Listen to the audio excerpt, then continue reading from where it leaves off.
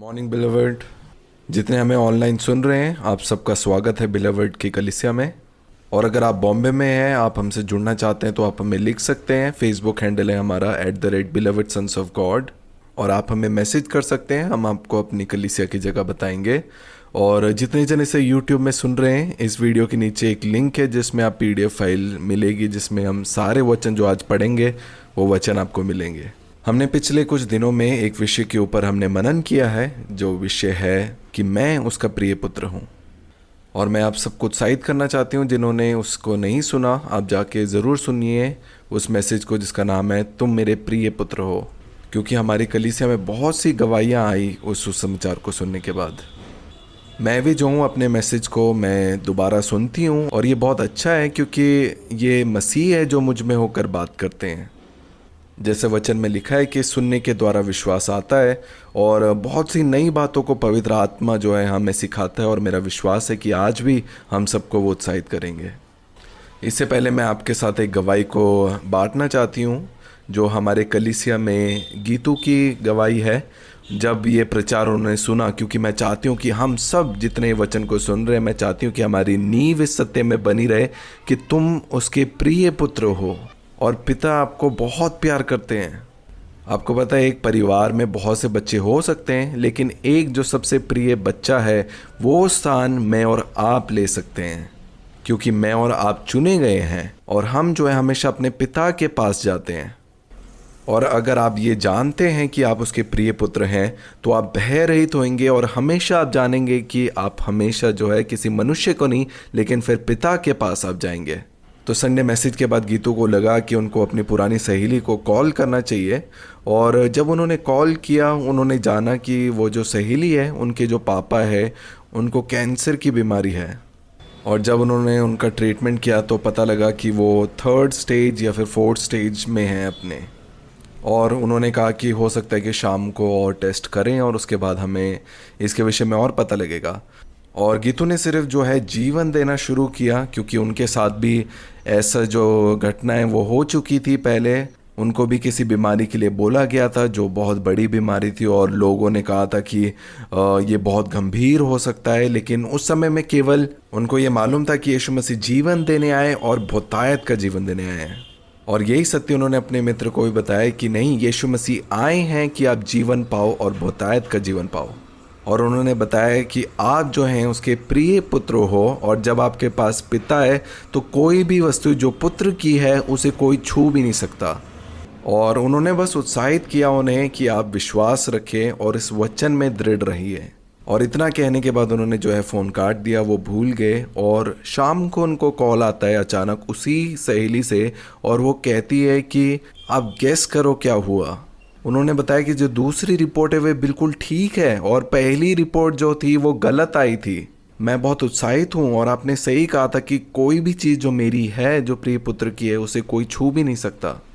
ये कैसे संभव हुआ कि किसी को 2nd या 3rd स्टेज में कैंसर बताया, और जब जीवन दिया गया, जब सत्य दिया गया, उसके बाद दोबारा जब रिपोर्ट हुआ तो बिल्कुल नॉर्मल वो आई, और पहली रिपोर्टों को बिल्कुल गलत करार दिया गया। और ये मेरे साथ भी हुआ है। मुझे याद है जब मेरी मम्मी की रिपोर्ट आई जिसमें उन्हें कैंसर बताया गया, और मैंने कहा कि ऐसे कैसे हो सकता है, क्यों ना हम फिर से एक और टेस्ट करें। और हमारे जीवन में सबसे बड़ा विश्राम ये है कि हम उन चीज़ों से नहीं लड़ते जो पहले से हारी हुई हैं। और शैतान भी चाहता है कि कैसे मैं पुत्रों को उनके विश्राम के स्थान से उठाकर उन्हें लड़ने के लिए बोलूं। लेकिन सत्य ये है कि आपको लड़ने की कोई ज़रूरत नहीं है, क्योंकि वो पहले से हारा हुआ है। और जब हमने दोबारा मम्मी के टेस्ट लिए तो वो सारी जो रिपोर्ट थी वो नॉर्मल थी।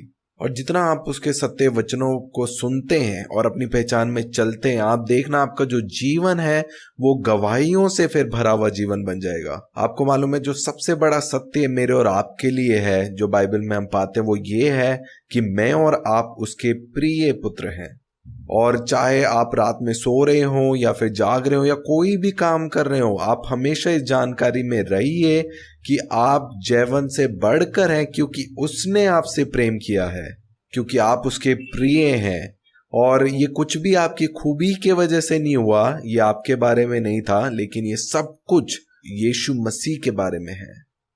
आइए आगे हम वचनों में से पढ़ेंगे। जितने जन इसे मोबाइल में सुन रहे हैं, आप देखेंगे कि एक पीडीएफ का जो लिंक आपको मिलेगा जिसमें हम सारे वचन जो आज पढ़ेंगे वो आपको मिलेंगे। आज शुरुआत के लिए मैंने लिया है वचन मत्ती का सुसमाचार 3 अध्याय 17। ये वो वचन है जिसमें हमारी जो कलीसिया की नींव है वो स्थापित है, और यही वो दिन था, मार्च जो तीसरा महीना है, और 17 को जो रविवार था, मैंने सब जनों को जो ऑफिशियली पहली बार चर्च के लिए बुलाया था। 2 साल पहले हम लोग मेरे घर में जो है हम लोग संगति करते थे, और उस दिन के बाद वो 17 मार्च के बाद मैंने कहा कि आप बेशक आप संडे को मेरे घर पे आ रहे हैं, सिर्फ एक घर में मिलने वाली मंडली नहीं है अब। और इसको ऐसे मत सोचिए कि आप किसी के घर में जा रहे हैं, ये आपके लिए चर्च है, ये जो है वो बिलवड है। और जब बिलवड की शुरुआत हुई, हम पहले शुरुआती दिनों में हम शाम को मिलते थे 3 बजे, और मैंने देखा कि कुछ पुत्रों के जीवन में मैंने फल देखे और कुछ पुत्रों के जीवन में फलों को नहीं देखा। और मैंने पिता से पूछा कि ऐसा क्यों है कि कुछ के जीवन में मैं फल देखती हूँ और कुछ के जीवन में मैं नहीं, क्योंकि वो सब जो है एक ही वचन को सुन रहे हैं। और फिर मैंने क्या किया, मैंने जो चर्च का टाइमिंग है वो 3 बजे से हटाकर मैंने सुबह 10:30 बजे मैंने रखा। और अचानक से ऐसे 3:30 से दोपहर के सुबह 10:30 बजे टाइम शिफ्ट करने से क्या हुआ, अब आपको चुनाव करना था कि आप बिलवड में आ रहे हैं या फिर किसी और स्थान में जा रहे हैं। और उस दिन भी मैंने लोगों को याद दिलाया कि आप एक घर में नहीं आ रहे, आप एक कलीसिया में, एक चर्च में आ रहे हैं। और जो लोग सुबह 10:30 बजे आए वो वही पुत्र थे जिन्होंने अपने जीवन में उन फलों को देखा, क्योंकि वो जीवन के वृक्ष से जुड़े हुए हैं। बहुत सी बारी लोग पूछते हैं कि क्या है कि हम एक कलीसिया में जाएं या दूसरी कलीसिया में जाएं, क्या फर्क पड़ता है। आपको मालूम है, अगर आप उस भले बुरे के ज्ञान के वृक्ष का फल में से अगर आप खाते हैं, उसका जो फल है वो मृत्यु ही होगा। वो जीवन के वृक्ष के नीचे जो फल है वो जीवन है।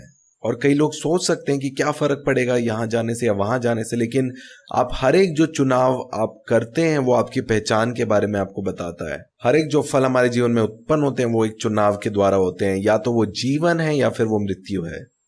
कुछ भी मेरे और आपके जीवन में साधारण नहीं है। हर एक चीज जो पिता हमारे जीवन में लेके आता है उसका कोई उद्देश्य है। और जब आप चुनाव लेते हैं, आप इधर बिलवड में आ रहे हैं, तो आप इस बात की घोषणा कर रहे हैं, सहमति कर रहे हैं अपनी पहचान के बारे में कि हाँ, ये मेरे पहचान के बारे में है जिसमें मुझे मालूम है कि मैं उसका प्रिय पुत्र हूँ।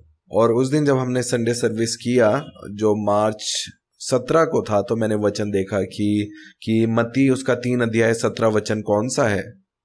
और फिर मुझे ये वचन मिला जिसमें लिखा है कि तुम मेरे प्रिय पुत्र हो जिससे मैं अत्यंत प्रसन्न हूं। और यही वचन इसीलिए हमारे चर्च के बोर्ड में है। ये जो वचन है हमारी कलीसिया के लिए एक नींव की तरह आधारित हुआ। आइए क्यों ना हम उस वचन को पढ़ें, और मेरा विश्वास है कि आइए क्यों ना हम उस वचन को पढ़ें। मत्ती का सुसमाचार 3 अध्याय 17 आज का जो मुख्य टाइटल है वो है फादर्ड सन, जिसे हम हिंदी में कह सकते हैं कि पितापन में एक पुत्र। हो सकता है कि कई बार हम अपने जीवन में सोचे कि मैं एक पुत्र हूं, लेकिन हकीकत में आप अपने आप को अनाथ मानते हो। हम बोल सकते हैं पुत्र पुत्र, लेकिन हमारे हृदय में वो जो पितापन का प्रकाशन है शायद अभी वो जागरूक नहीं हुआ। आइए हम इस वचन को पढ़ें। मत्ती का सुसमाचार 3 अध्याय 17। यहाँ पे हम देखते हैं कि यीशु मसीह जो है यूहन्ना बपतिस्मा देने वाले के पास आए, और जब यीशु मसीह ने बपतिस्मा लिया, स्वर्ग से ही आकाशवाणी हुई। यहाँ पे लिखा है, और यीशु बपतिस्मा लेकर तुरंत पानी में से ऊपर आया, और देखो उसके लिए आकाश खुल गया, और उसने परमेश्वर की आत्मा को कबूतर के समान उतरते और अपने ऊपर आते देखा। और देखो ये आकाशवाणी हुई, ये मेरा प्रिय पुत्र है जिससे मैं अत्यंत प्रसन्न हूं। यहाँ पे देखते हैं कि वचन में लिखा है, ये मेरा प्रिय पुत्र है जिससे मैं अत्यंत प्रसन्न हूं। और इस बारे में आप सोच सकते हैं कि क्यों परमेश्वर ने इस वाक्य को चुना जिसमें उन्होंने कहा कि ये मेरा प्रिय पुत्र है। हमने पिछले संडे इस बात को मनन किया कि वो कह सकते थे कि यीशु मसीह पवित्रता है, क्योंकि कोई भी पाप जो है वो यीशु मसीह में नहीं था। वो एक निर्दोष मेमने के समान हमारे लिए एक बलि के रूप में आए। यीशु मसीह को हम देखते हैं कि वो जो है तूफान को शांत करने वाले हैं, कैसे वो पानी के ऊपर चलने वाले हैं। तो हो सकता था कि शायद परमेश्वर बोल सकते थे, तुम मेरे पवित्र पुत्र हो जिससे मैं अत्यंत प्रसन्न हूं। वो बोल सकते थे कि ये मेरा धर्मी पुत्र है क्योंकि उनमें कोई भी पाप नहीं था। वो बोल सकते थे कि ये मेरा सबसे शक्तिशाली पुत्र है, सबसे शक्तिशाली, वो अधिकार के साथ। लेकिन नहीं, इन सब बातों के अलावा परमेश्वर पिता ने चुना यीशु मसीह के विषय में कहना कि ये मेरा प्रिय पुत्र है। ये जो शब्द प्रिय है, ये आपको क्या महसूस कराता है? वो एक प्रेम को दर्शाता है। और उस प्रिय शब्द का कहने का मतलब यही है कि एक है जो आपसे बहुत प्यार करता है। कोई भी जो दूसरा शब्द है उसमें आप नहीं महसूस कर सकते उस प्रेम को जो पिता का है। क्योंकि जो भी बातें हमने पहले कही वो सब सही है कि यीशु मसीह जो हैं वो सबसे पवित्र हैं, उनमें कोई भी पाप नहीं है। सबसे धर्मी जो जन है वो यीशु मसीह है, और सबसे शक्तिशाली और सबसे ज्यादा अधिकार रखने वाले जो हैं वो यीशु मसीह हैं। लेकिन पिता जो हैं वो उस वाक्य को इस्तेमाल करते हैं जो है, तुम मेरे प्रिय पुत्र हो, क्योंकि आप जो हैं उसके प्रेम के पात्र हैं। और यही वो एक शब्द है जो बताता है कि आप अकेले नहीं हो, मैं तुम्हारे साथ हूं। और परमेश्वर पिता को मालूम था कि इस सत्य में बने रहने के द्वारा यीशु मसीह जाएंगे और उस पाप और मृत्यु के ऊपर हमारे लिए जयवंत बन जाएंगे और फिर से जी उठेंगे, सिर्फ ये जानने के द्वारा कि वो उनके प्रिय पुत्र हैं। और यीशु मसीह 100% जानते थे कि उनका परमेश्वर पिता उनसे कितना प्यार करते हैं। हाँ, आप पवित्र हैं, आप धर्मी हैं, आपके पास अधिकार है, आप शक्तिशाली हैं, लेकिन सबसे पहले जिस सत्य में जागना है वो ये है कि आप अकेले नहीं हैं, कि आप उसके प्रिय पुत्र हैं। आपको मालूम है पिछले संडे हमने सीखा कि कैसे प्रिय शब्द का जो अर्थ यही है कि प्रिय होने के लिए आप किसी के प्रेम का पात्र होना जरूरी है। एक है जो आपसे बहुत प्यार करता है, और वो भलाई जो है परमेश्वर पिता है जो कर रहे हैं अपने प्रिय पुत्र के लिए। और ये कितना विश्राम के स्थान में हमें लेके आता है ये जानकारी, जिसमें मुझे मालूम है कि सब कुछ जो मेरा है ये मेरे वजह से नहीं है, लेकिन मुझे मालूम है कोई भी चीज जो मेरी है, चाहे वो मेरी मम्मी है, दुष्ट नहीं छू सकता, क्योंकि मैं उसके प्रिय पुत्र हूं। वो है जो मेरे लिए हर चीजें करते हैं। आपको मालूम है बाइबल में लिखा है कि प्रेम इसमें नहीं कि हमने उससे प्रेम किया, प्रेम इसमें है कि उसने हमसे प्रेम किया है। उसने मुझे चुन लिया कि मैं उसके प्रेम का पात्र बन जाऊं, इसलिए कि अब जब मैं उसके प्रेम का पात्र बन चुका हूं तो मेरे जीवन की हर एक बातों का ध्यान जो है वो पिता रखते हैं। इसीलिए आप देखेंगे अपने जीवन में कि आप जयवन से बढ़कर चलेंगे, क्योंकि आप उसके प्रिय पुत्र हैं। और आपको मालूम है बहुत सी चीजों के पीछे हम लोग भागते हैं या संघर्ष करते हैं क्योंकि हम अपने आप को उस प्रिय पुत्र की पहचान में नहीं देखते। और जितना आप अपनी पहचान के बारे में जागेंगे और आपको ये मालूम होगा कि सब कुछ आपके जीवन के बारे में एक पूरा किए हुए कार्य में है, आप उतना अधिक विश्राम करना शुरू करेंगे। और कई बार हमें लग सकता है कि जितनी भी प्रधानताएं और जितनी भी संसारिक चीजें हैं, हो सकता है कि हमें उससे लड़ने की जरूरत है, लेकिन इफिसियों की पत्री में लिखा है कि वो जितनी भी चीजें हैं वो हमारे पैरों के नीचे है। अब एक जो परिपुक्त पुत्र है वो सीखता है कैसे विश्राम के साथ वो बैठे अपने पिता की दाहिनी हाथ की ओर। आपको मालूम है यीशु मसीह जब जी उठे, परमेश्वर पिता ने कहा कि मेरे दाहिनी हाथ आकर बैठ जब तक मैं तेरे सारे शत्रुओं को तेरे पैर की चौकी ना कर दूं। तो इस पुत्र के जीवन में क्या होता है, एक रिपोर्ट आती है जो कैंसर की बताती है, 2nd स्टेज का कैंसर हो सकता है वो कहते हैं, लेकिन शाम में जब वही टेस्ट दोबारा किया जाता है तो वो बिल्कुल नॉर्मल आती है। और वो कहते हैं कि शायद हमारे मशीन में कोई गड़बड़ी होगी हो और पहले वो कैंसर डिटेक्ट हुआ हो, लेकिन अब कोई कैंसर नहीं है। और वो पुत्र बहुत आनंदित हुए इस गवाही को पाकर। उन्होंने सिर्फ एक सत्य को सुना था जो जीवन था और बहुतायत का जीवन। और जो पुत्र उनके पास पहुंचे थे उन्होंने केवल उस जीवन को बांटा था जो अब उन्होंने अपने पास प्राप्त किया था। उनको मालूम था कि परमेश्वर पिता उनसे प्रेम करते हैं और कोई भी वस्तु शैतान छू नहीं सकता जो उनकी है। और यही सत्य में उन्होंने दूसरे पुत्र को भी जगाया। और फिर वो पुत्र वापस जाती है और वो जो रिपोर्ट है वो नॉर्मल आती है। कल्पना करें, परमेश्वर पिता आपके विषय में कहता है कि तुम मेरे प्रिय पुत्र हो। वो नहीं कहता कि तुम पवित्र हो या सबसे शक्तिशाली हो, लेकिन तुम मेरे प्रिय पुत्र हो। और यही बात है जो मैं चाहता हूं, मेरे पुत्र जो हैं जागे इस सत्य में, और इस सत्य में बने रहने के द्वारा यीशु मसीह फिर जाते हैं और वो पाप और मृत्यु के ऊपर जयवंत होकर लौटते हैं। वो सत्य कितना सामर्थी है। आगे हम पढ़ेंगे यूहन्ना का सुसमाचार उसका 4 अध्याय, और यहाँ पे हम देख सकते हैं यीशु मसीह जो है एक सामरी स्त्री से बात करते हुए। यीशु मसीह उस समय एक कुएं के पास थे और ये सामरी स्त्री वहां पे पानी भरने के लिए आई थी, और वो जो बातचीत है उसके बारे में वचन में लिखा है, और हम 21 वचन से पढ़ेंगे। यहाँ पे लिखा है, यीशु ने उससे कहा, हे नारी, मेरी बात का विश्वास कर कि वह समय आता है कि तुमने ना तो इस पहाड़ पर पिता की आराधना करोगे, ना यरूशलेम में। तुम जिसे नहीं जानते उसकी आराधना करते हो, और हम जिसे जानते हैं उसकी आराधना करते हैं, क्योंकि उद्धार यहूदियों में से है। परंतु वह समय आता है, वरन अब भी है, जिसमें सच्चे भक्त पिता की आराधना आत्मा और सच्चाई से करेंगे। वो कैसे आराधना करेंगे? आत्मा और सच्चाई से। मैंने आपको बताया था कि कैसे ग्रीक भाषा में जो आराधना का जो शब्द है उसका एक और जो अर्थ है वो है चूमना, प्रेम दिखाना। तो कैसे आप पिता को प्रेम दिखा रहे हैं? उस सत्य के द्वारा, वो जो वचन पिता ने मेरे बारे में कहा है उस पर विश्वास करने के द्वारा। आपको मालूम है, हो सकता है हम कह सकते हैं कि परमेश्वर मुझसे प्रेम करते हैं, लेकिन अगर मैं उनके वचनों पे विश्वास नहीं करता तो मैं वो प्रेम को प्रकट नहीं करता अपने जीवन से। इसलिए यीशु मसीह ने भी अपने समय में कहा कि मैंने जाकर उनको आपका वचन दिया, और जिन्होंने उस वचन को ग्रहण किया वो मेरे हैं। आपको मालूम है, आज मैं बोल सकती हूँ कि आप सब उसके प्रिय पुत्र हैं, लेकिन वो उसी के लिए सत्य है जो इस वचन को ग्रहण करेंगे। जैसे हम देखते हैं एक परिवार में जो है बहुत से भाई बहन हो सकते हैं, लेकिन उन सब भाई बहनों में से एक होता है जो अपने माता पिता का सबसे लाडला, सबसे चहेता होता है। और मेरा विश्वास है कि वो स्थान को प्राप्त करता है जब वो स्थान में प्रवेश करता है। एक स्थान मेरे और आपके लिए भी उपलब्ध है जिसमें कहा है कि तुम मेरे प्रिय पुत्र हो। यहाँ पे लिखा है, परंतु वह समय आता है, वरन अब भी है, जिसमें सच्चे भक्त पिता की आराधना आत्मा और सच्चाई से करेंगे, क्योंकि पिता अपने लिए ऐसे ही आराधकों को ढूंढता है।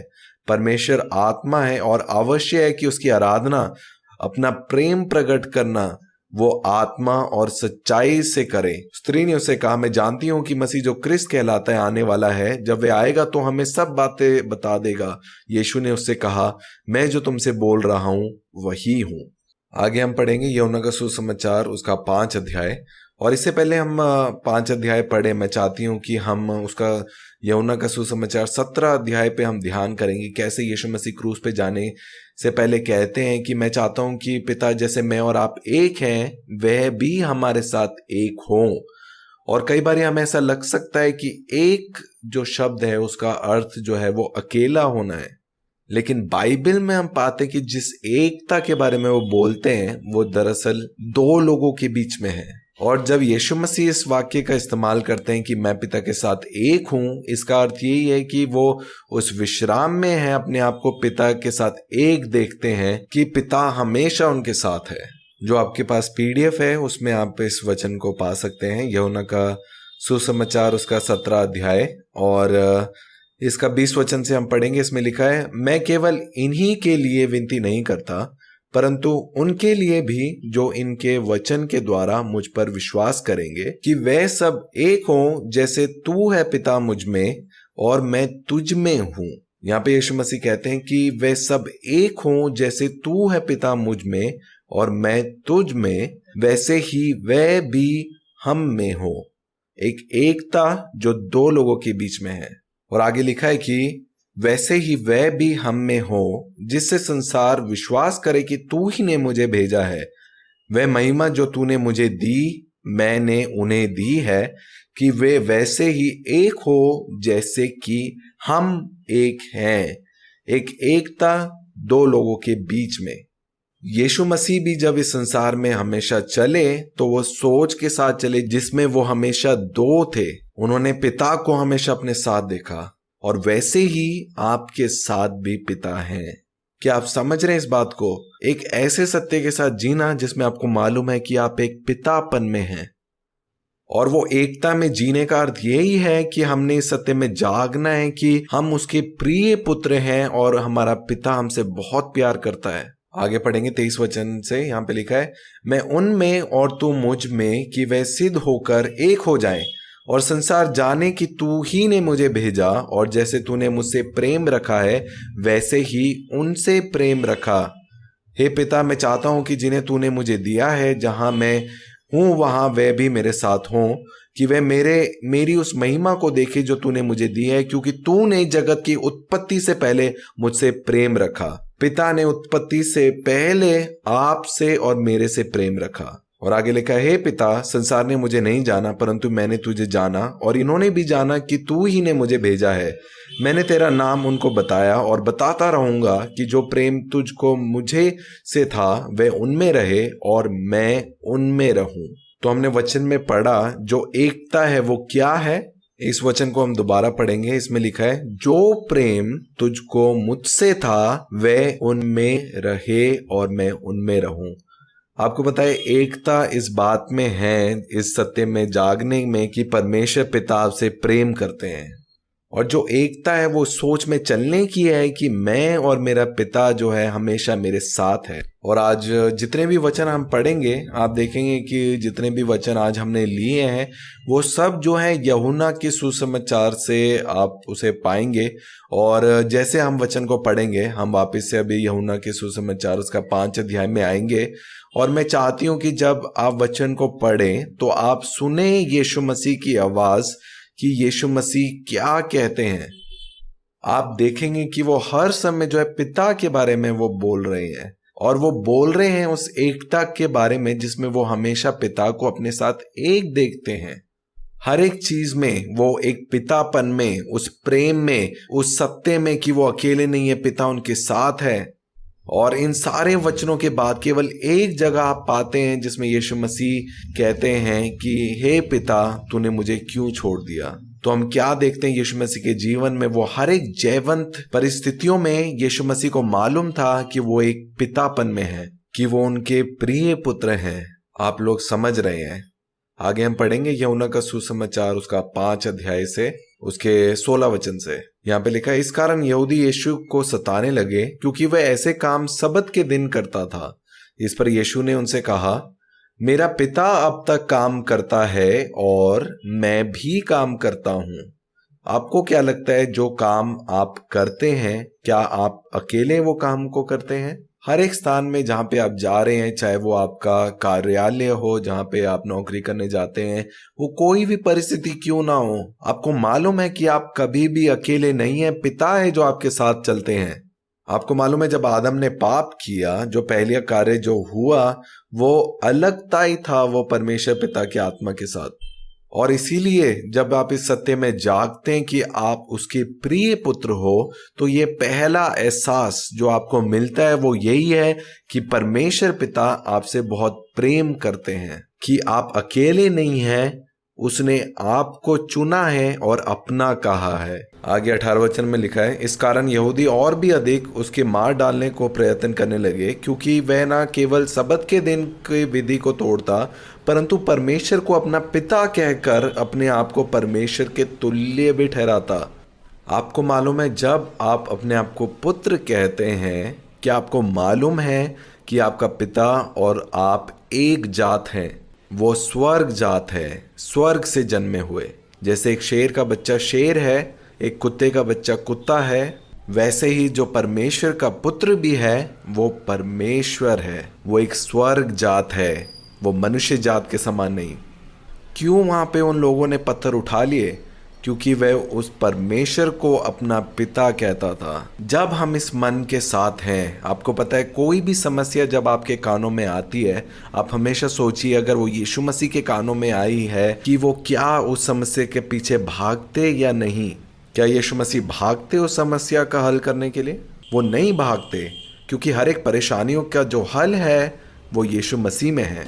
एक गवाही है जो मैं आपके साथ बांटना चाहती हूँ। ये गवाही है हमारे बुधवार जो हम लोग मिलके प्रार्थना करते हैं और आराधना करते हैं, और मैं सबको उत्साहित करती हूँ जो लोग बॉम्बे में हैं वो लोग आकर जुड़ें, क्योंकि क्या ही अद्भुत है जब जो पुत्र, जो प्रिय पुत्र अपनी पहचान में आकर साथ में जब प्रार्थना करते हैं तो कितना अद्भुत है वो।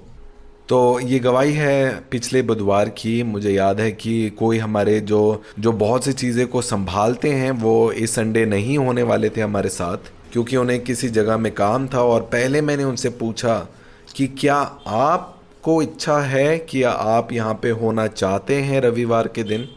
वो कहते कि नहीं मुझे काम है, लेकिन मैंने पूछा क्या आप चाहते हैं संडे को यहाँ पे आना। तो उन्होंने कहा कि हाँ मैं चाहता हूँ। और फिर मैंने उनको कहा कि अगर आप चाहते हैं तो आप हैं जो चुनाव करते हैं, क्योंकि जो पुत्र है वो दो मन के साथ नहीं चलता। इसलिए जब उन्होंने कहा कि हाँ मैं आना चाहता हूँ, तो जो सारी सृष्टि भी है उन्होंने उस वचन का आदर किया और एक मार्ग तैयार किया जिसमें वो जो चाहते थे वो उनके लिए हुआ। और मैं बहुत उत्साहित होती हूँ जब मैं इन गवाही को सुनती हूँ, क्योंकि ये जीवित है और मैं इसे अपने सामने देखती हूँ। और जो हमारा चर्च ग्रुप है उसमें भी वो जो जन हैं उन्होंने मैसेज किया कि जो मेरी जो टिकट है वो उसी समय की है, और वो सारा जो भी वो दिया उन्होंने जिसमें था कि वो नहीं आ पाएंगे। लेकिन मैंने उन सबको देखकर मैंने कुछ भी नहीं बोला, मैं शांत रही, क्योंकि मुझे मालूम है मेरा पिता सामर्थी है। और उस समय में भी मैंने देखा कि कैसे एक पुत्र है जिसने एक चाह रखी है कि वो यहाँ पे संडे को आना चाहते हैं, और मैंने उसका रिप्लाई नहीं किया और हम लोग बाकी तैयारी में लग गए। और शाम को हम देखते हैं कि एक मैसेज उनकी तरफ से आता है जिसमें वो लिखते हैं कि जो मेन व्यक्ति था उसने वो इवेंट जो है वो कैंसिल कर दिया है और मैं कल आपके साथ होंगी।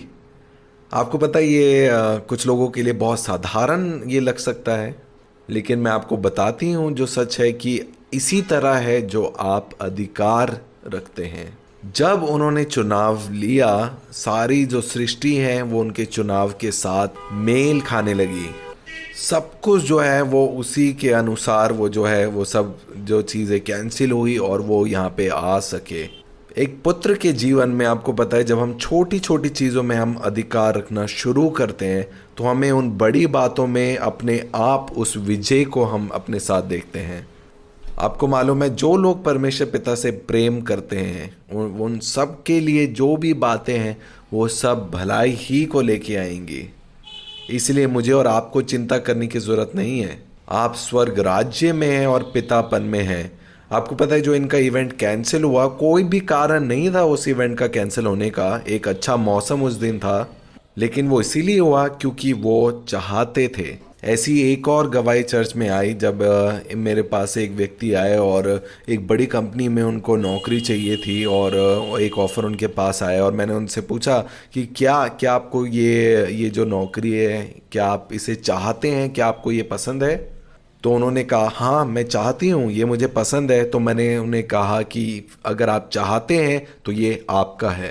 आपको मालूम है हर एक जो भली वस्तु है वो प्रिय पुत्र प्राप्त करेंगे, और देखते हैं हम उनके जीवन में कि जो उन्होंने चाहा था वो नौकरी उनको मिल गई। आप देखेंगे कि कैसे पिता अपनी सारी विरासत जो है वो अपने प्रिय पुत्र को अपनी इच्छा के अनुसार वो देते हैं।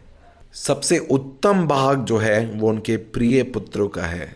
लेकिन मेरा और आपका कार्य यही है कि हम उस प्रिय पुत्र के स्थान में, उस पहचान में हम लोगों को बने रहना है। आगे हम वचन में से पढ़ेंगे 19 वचन। यहाँ पे यीशु मसीह ने उनसे कहा, मैं तुमसे सच सच कहता हूँ पुत्र आपसे कुछ नहीं करता, केवल वह जो पिता को करते देखता है। प्रिया जो है वो कुछ नहीं कर सकती, केवल वह जो पिता को करते देखती है। और आगे लिखा है क्योंकि जिन जिन कामों को वह करता है उन्हें पुत्र भी उसी रीति से करता है, क्योंकि पिता से प्रीति रखता है। और जो जो काम वह आप करता है वे सब उसे दिखाता है, और वह इनसे भी बड़े काम उसे दिखाएगा ताकि तुम अचंभा करो।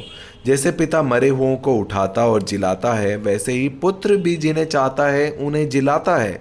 पिता किसी का न्याय नहीं करता, परंतु न्याय करने का सब काम पुत्र को सौंप दिया है, कि सब लोग जैसे पिता का आदर करते हैं वैसे ही पुत्र का भी आदर करें।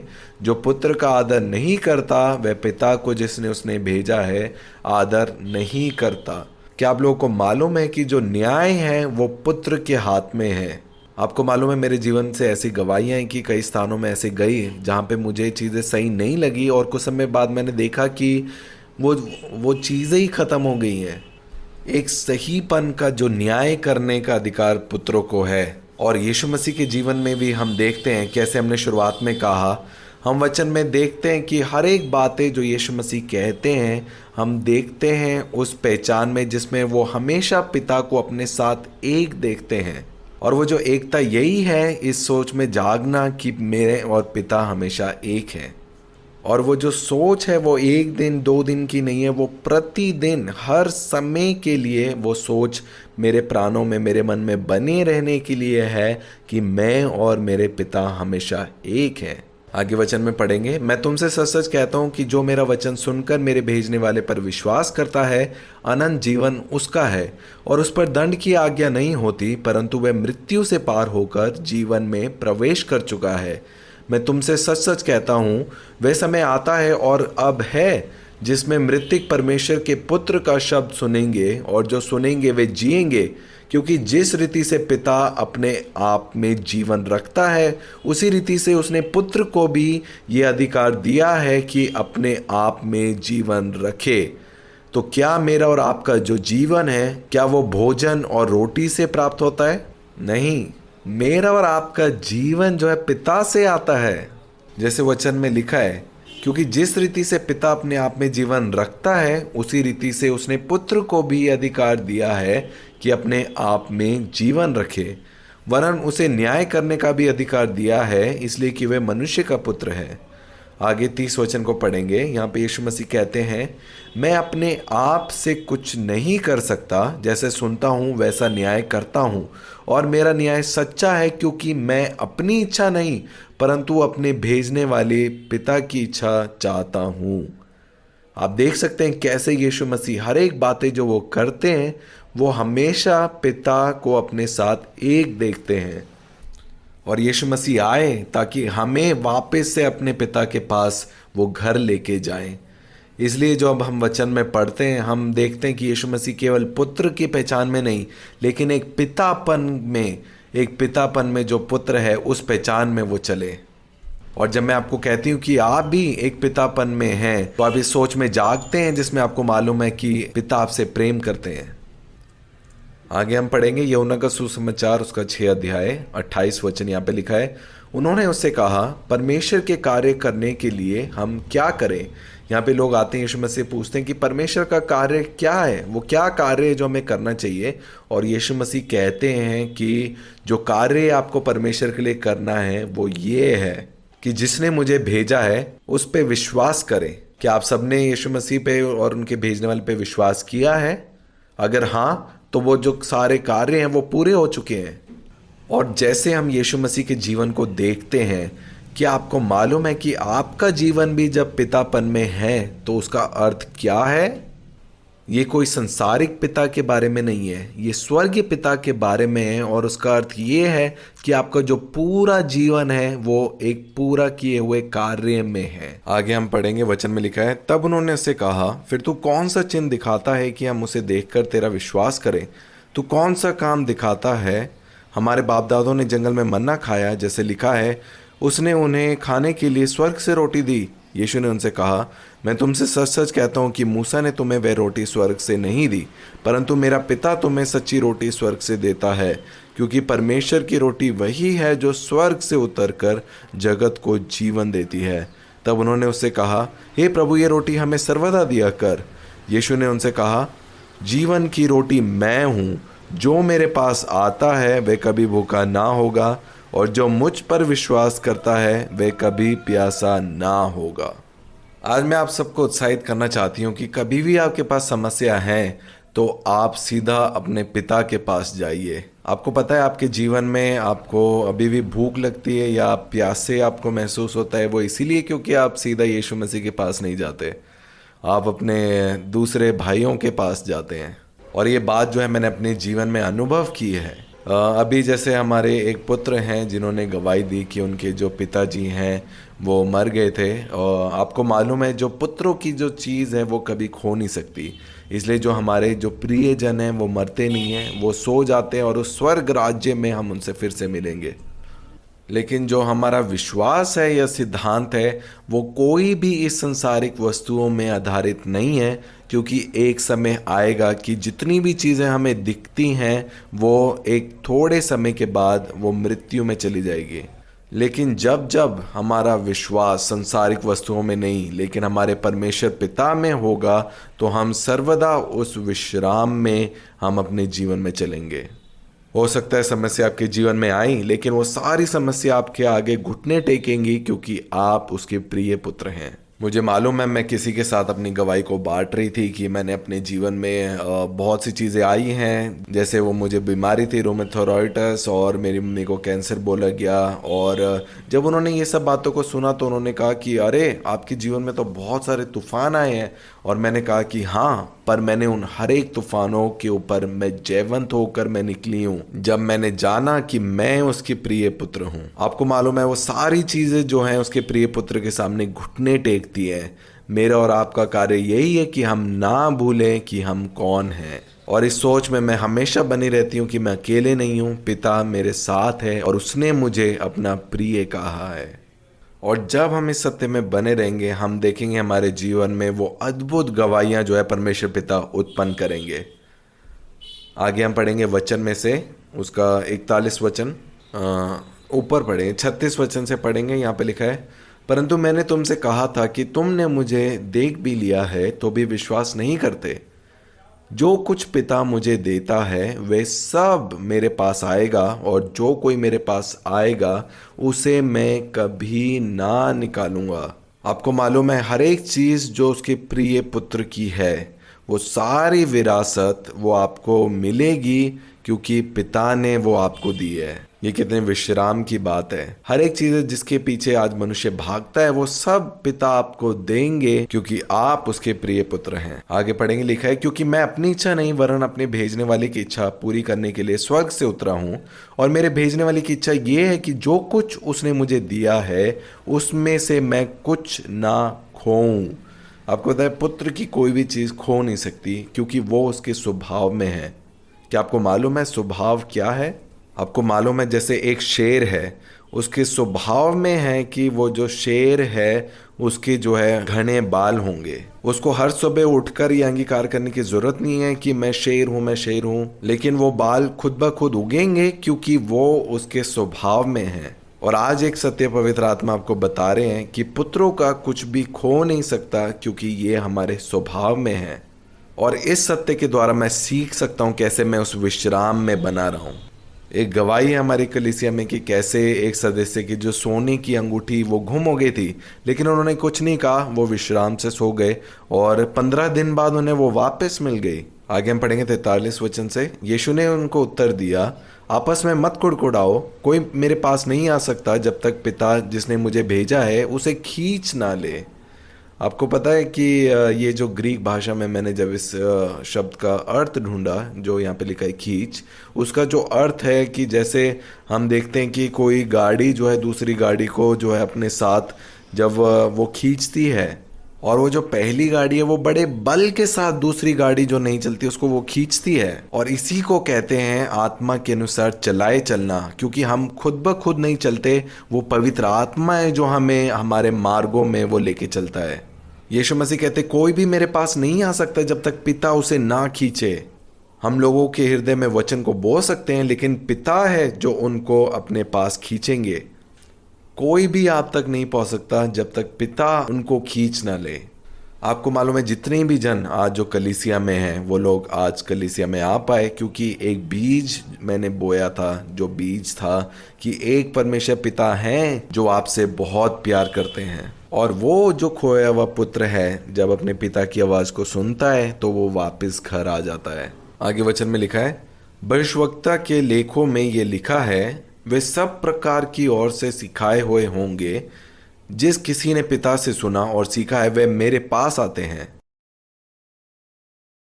आगे पढ़ेंगे 57 वचन, जैसा जीवते पिता ने मुझे भेजा और मैं पिता के कारण जीवित हूँ। जैसे हमने पहले भी वचन में पढ़ा कि यीशु मसीह कह रहे हैं कि पिता में जीवन है और वो जो जीवन है वो पुत्र में है। इसलिए मैं आपसे फिर से पूछती हूँ कि आपका जीवन कहाँ से आता है? वो पिता से आता है, क्योंकि मेरा और आपका जीवन यीशु मसीह में छुपा है। और वो जो एकता भी है वो इस सोच के द्वारा है कि मैं और पिता अब एक है। मेरा जो जीवन है वो यीशु मसीह में है और मैं हमेशा इस संसार में जब मैं चलता हूं तो उस पितापन में चलता हूं जिसमें उसने मुझे अपना प्रिय पुत्र कहा है। आगे हम पढ़ेंगे 61 वचन से। यहाँ पे हम देखते हैं यीशु मसीह जो है वो प्रभु मेज के बारे में अपने चेलों को बताते हैं कि कैसे उनका जो मांस है वो एक खाने की वस्तु है और वो जो लहू है वो वास्तव में पीने की वस्तु है। और ये सुनकर बहुत से लोग जो हैं वहाँ पे कुड़कुड़ाने लगे और उनके मन को जांच कर यीशु मसीह ने उनसे कहा, यहाँ लिखा है, यीशु ने अपने मन में ये जानकर कि मेरे चेले आपस में इस बात पर कुड़कुड़ाते हैं उनसे पूछा, क्या इस बात से तुम्हें ठोकर लगती है? यदि तुम मनुष्य के पुत्र को जहाँ वह पहले था वहाँ ऊपर जाते देखोगे तो क्या होगा? आत्मा तो जीवनदायक है, शरीर से कुछ लाभ नहीं। जो बातें मैं तुमसे कही है वह आत्मा है और जीवन भी है, वो बहुतायत का जीवन है। परंतु तुम में से कुछ ऐसे हैं जो विश्वास नहीं करते। क्योंकि यीशु पहले ही से जानता था कि जो विश्वास नहीं करते वे कौन हैं और कौन मुझे पकड़वाएगा। और उसने उनसे कहा, इसीलिए मैंने तुमसे कहा था कि जब तक किसी को पिता की ओर से यह वरदान ना दिया जाए तब तक वह मेरे पास नहीं आ सकता। कोई भी जन आप तक नहीं आ सकता जब तक पिता उसे ना खींचे। हर एक वचन जो हम यहाँ पे पढ़ते हैं हम देखते हैं कि हर एक बात में यीशु मसीह वर्णन करते हैं, उसमें पिता है कि मैं अकेला नहीं हूँ, मैं पितापन में हूँ, मेरा पिता हमेशा मेरे साथ है।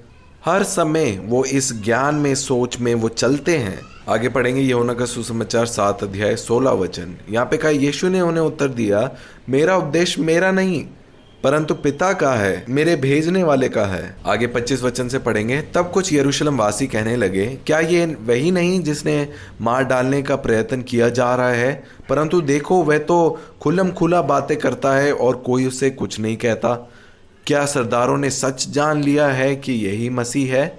इसको तो हम जानते हैं कि ये यहाँ का है, परंतु मसीह जब आएगा तो कोई नहीं जानेगा कि वह कहाँ का है। और आगे लिखा है, तब यीशु ने मंदिर में उपदेश देते हुए पुकार के कहा, तुम मुझे जानते हो और ये भी जानते हो कि मैं कहाँ का हूँ। मैं तो आपसे नहीं आया परंतु पिता ने मेरे भेजना वाला जो है वो सच्चा है, उसको तुम नहीं जानते। मैं उसे जानता हूँ, मैं पिता को जानता हूँ क्योंकि मैं उसकी ओर से हूँ और उसी ने मुझे भेजा है, पिता ने मुझे भेजा है। इस पर उन्होंने उसे पकड़वाना चाहा। यहाँ पे देखिए क्या लिखा है, तो भी किसी ने उस पर हाथ ना डाला क्योंकि उसका समय अब तक ना आया था। वाह, क्या अधिकार के साथ यीशु मसीह चले। आपको मालूम है कोई भी वस्तु जो है वो आपको छू भी नहीं सकती। ऐसा लग सकता है कि जो दूसरी चीज़ें हैं, जो परिस्थितियां हैं, उनके पास नियंत्रण है, लेकिन नहीं, हमेशा पुत्र है वो जिसके पास नियंत्रण है। हमें जीवन में लग सकता है कि परिस्थितियां हैं जो हमारे ऊपर अधिकार रखती है, लेकिन ये सत्य नहीं है। आप हैं जो हर एक परिस्थितियों के ऊपर अधिकार रखते हैं। आपको मालूम है वो सारी चीज़ें जो है वो बदल गई जब एक पुत्र ने इच्छा रखी कि मुझे यहाँ रविवार को चर्च में आना है। इसलिए पहले आप चुनाव करें कि आपको क्या चाहिए। आगे पढ़ेंगे यूहन्ना का सुसमाचार उसका 8 अध्याय। यहाँ पे लिखा है, फरीसियों ने उससे कहा, तू अपनी गवाही आप देता है, तेरी गवाही ठीक नहीं। यीशु ने उनको उत्तर दिया, भले ही मैं अपनी गवाही आप देता हूँ, फिर भी मेरी गवाही ठीक है, क्योंकि मैं जानता हूँ कि मैं कहाँ से आया हूँ और कहाँ को जाता हूँ। परंतु तुम नहीं जानते कि मैं कहाँ से आया हूँ या कहाँ को जाता हूँ। तुम शरीर के अनुसार न्याय करते हो, मैं किसी का न्याय नहीं करता। और यदि मैं न्याय करूँ तो मेरा न्याय सच्चा है, क्योंकि मैं अकेला नहीं। आप सब मेरे पीछे अंगीकार कर सकते हैं, क्योंकि मैं अकेला नहीं, परंतु मैं हूँ और पिता है जिसने मुझे भेजा है। वो जो एकता है वो इसी सोच में है कि मैं कभी अकेला नहीं हूँ। वो पिता है जो हमेशा आपके साथ है। ये कितना बड़ा विश्राम की बात है, इस सोच में, इस विचार में जागना कि मैं उसका प्रिय पुत्र हूँ और मैं एक पितापन में इस संसार में चलता हूँ। आप कभी भी अकेले नहीं हैं। आगे पढ़ेंगे 16 वचन में। और यदि मैं न्याय करूं तो मेरा न्याय सच्चा है, क्योंकि मैं अकेला नहीं परंतु मैं हूं और मेरा पिता है जिसने मुझे भेजा है। यीशु मसीह कहते हैं, तुम्हारी व्यवस्था में भी लिखा है कि 2 जनों की गवाही मिलकर ठीक होती है। एक तो मैं आप अपनी गवाही देता हूं और दूसरा पिता मेरी गवाही देता है जिसने मुझे भेजा। उन्होंने उससे कहा, तेरा पिता कहाँ है? यीशु ने उन्हें उत्तर दिया, ना तुम मुझे जानते हो ना मेरे पिता को। यदि मुझे जानते तो मेरे पिता को भी जानते। जो भी बातें मैं तुम्हें कहता हूँ वो मेरी नहीं है, वो पिता की हैं। कोई भी अलगताई नहीं है और यही एकता को दर्शाता है। और आगे लिखा है, ये बातें उसने मंदिर में उपदेश देते हुए भंडार घर में कही, और किसी ने, यहाँ पे फिर से लिखा है, और किसी ने उसे ना पकड़ा क्योंकि उसका समय अब तक नहीं आया था। आपको पता है, यीशु मसीह जब ये सब बातें कह रहे थे, बहुत से लोग थे जो उनको पकड़वाना चाहते थे, उनको मारना चाहते थे। एक समय ऐसे भी आया कि भीड़ ने उनको लेकर वो पहाड़ से नीचे गिराना चाहते थे। ऐसा लग सकता है कि दूसरे लोगों के पास अधिकार था यीशु मसीह के ऊपर, लेकिन आपको पता है हमेशा जो अधिकार है वो परमेश्वर के पास है। सब कुछ उसके द्वारा उसी ने बनाया है, तो सारी जो चीज़ें हैं वो उसका आज्ञा का पालन करती हैं। वैसे ही हर एक परिस्थिति जो है वो यीशु मसीह में हमारे पैरों के नीचे है। आगे हम पढ़ेंगे 21 वचन से। यहाँ पे लिखा है, उसने फिर उनसे कहा, मैं जाता हूँ और तुम मुझे ढूंढोगे और अपने पाप में मरोगे। जहाँ मैं जाता हूँ वहाँ तुम नहीं आ सकते। इस पर यहूदियों ने कहा, क्या वह अपने आप को मार डालेगा जो कहता है जहाँ मैं जाता हूँ वहाँ तुम नहीं आ सकते? उसने उनसे कहा, तुम नीचे के हो, मैं ऊपर का हूँ। मैं और आप अब कहाँ से हैं? मैं और आप ऊपर से हैं। आगे लिखा है, तुम संसार के हो, मैं संसार का नहीं। इसीलिए मैंने तुमसे कहा कि तुम अपने पापों में मरोगे, क्योंकि यदि तुम विश्वास ना करोगे कि मैं वही हूँ तो अपने पापों में मरोगे। उन्होंने उससे कहा, तू कौन है? यीशु ने उनसे कहा, वही हूँ जो प्रारंभ से तुमसे कहता आया हूँ। तुम्हारे विषय में बहुत कुछ कहना और निर्णय करना है, परंतु मेरा भेजने वाला सच्चा है, और जो मैंने उससे सुना, किससे? पिता से सुना, वही मैं जगत से कहता हूँ। आप देख सकते हैं कि हर एक जो बातचीत यीशु मसीह करते हैं उसमें वो कैसे दर्शाते हैं कि सिर्फ मैं नहीं हूँ, मैं अकेला नहीं हूँ, लेकिन पिता मेरे साथ है। क्या आप देख सकते हैं यीशु मसीह के जीवन में कैसे एक परिपुक्त पुत्र वही है जो जानता है कि उसका परमेश्वर पिता हमेशा उसके साथ है।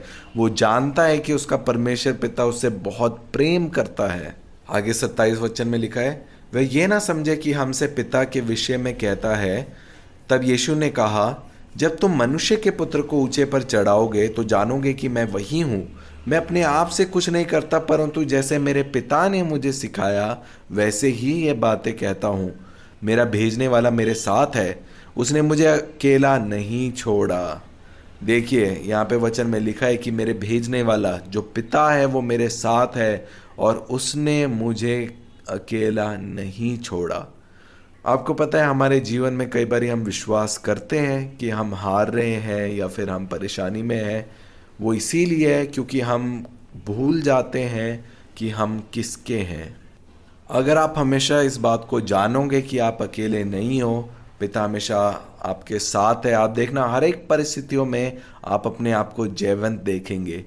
मुझे याद है जब मैं इंडिया वापस आई थी तो मैं एक कलीसिया के बीच में गई और वो उस कलीसिया में मुझे एक जगह आने के लिए बोला। एक भविष्यवक्ता थे जो यहाँ पे आने वाले थे, तो सब लोग चाहते थे कि हम उनके पास जाएं और मैंने उनसे पूछा कि उनके पास जाने की क्या ज़रूरत है। तो उन्होंने मुझे कहा कि वो आपको बताएंगे जो परमेश्वर पिता आपसे क्या कहना चाहते हैं। तो मैं उस वक्त यही सोचती थी कि मुझे क्यों जाने की ज़रूरत है या क्यों वो आवाज़ बाहर से सुनने की ज़रूरत है, क्योंकि पिता तो हमेशा से मेरे साथ है। क्या वो बाहर से अंदर है या फिर वो मेरे अंदर से वो बाहर आएगा। लेकिन उन सोच विचारों के बावजूद भी मैं वहाँ पे गई, और जब मैं वहाँ पे थी मैं इसी बात को बार बार सोच रही थी कि परमेश्वर पिता की अगर आप मेरे विषय के बारे में किसी और जन को आप बता रहे हैं, आप क्यों वो बात मुझे नहीं बता रहे। और मुझे ऐसा लगा कि मैं शायद परमेश्वर पिता से कितनी दूर हूँ, और मैं उस वक्त कह रही थी कि परमेश्वर पिता मैं नहीं चाहती किसी मनुष्य से सुनना। और मुझे मालूम था कि अगर मेरे विषय में अगर कोई उनको वचन मिलेगा तो वो मेरे और पिता की नज़दीकी नहीं लेकिन उस दूरी को दिखाएगा। और उस मीटिंग में उनके पास सबके लिए वचन था, लेकिन जब वो मेरे पास आए मेरे लिए कोई भी वचन नहीं था।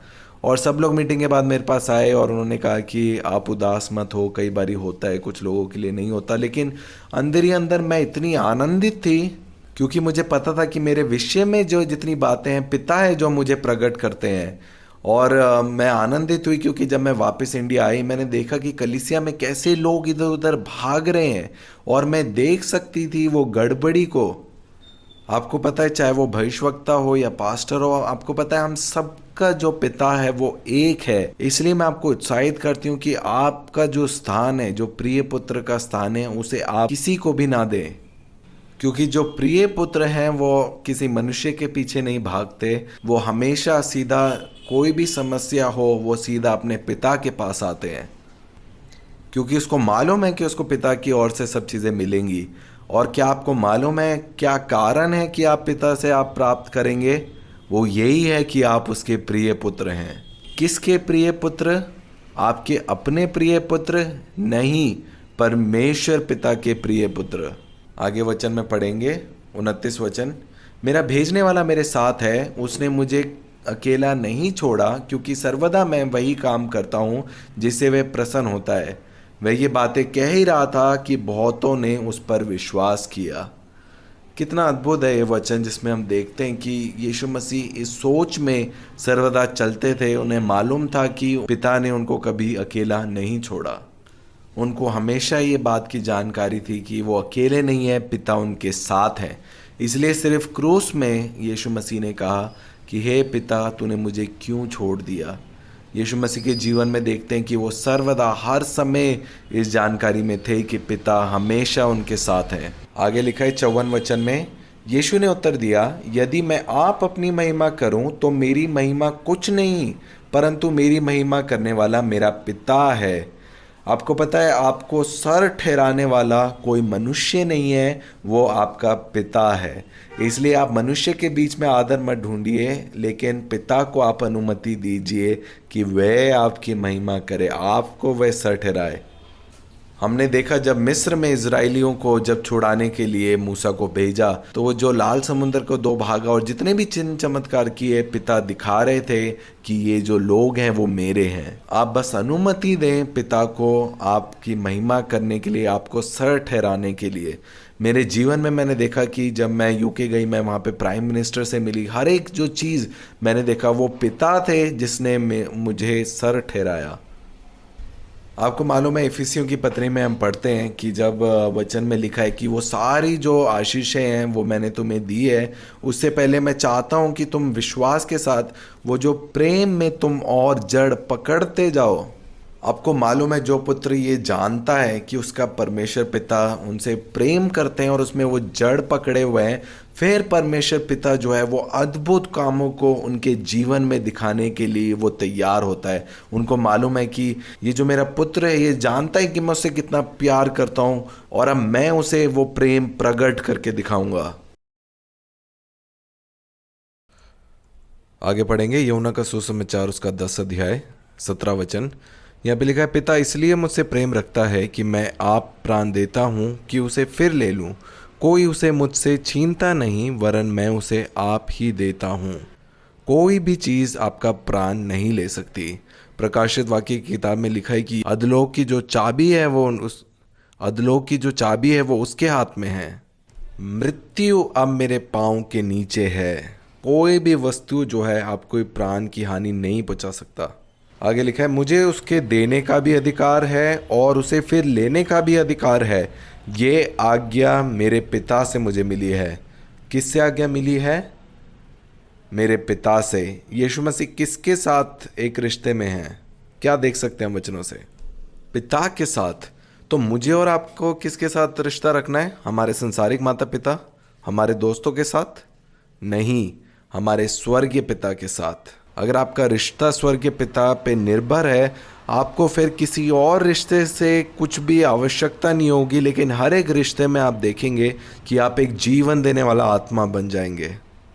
क्योंकि सब कुछ जो आप अपने जीवन में प्राप्त करेंगे वो केवल एक रिश्ते के द्वारा है, एक जन के द्वारा, वो है आपका स्वर्गीय पिता।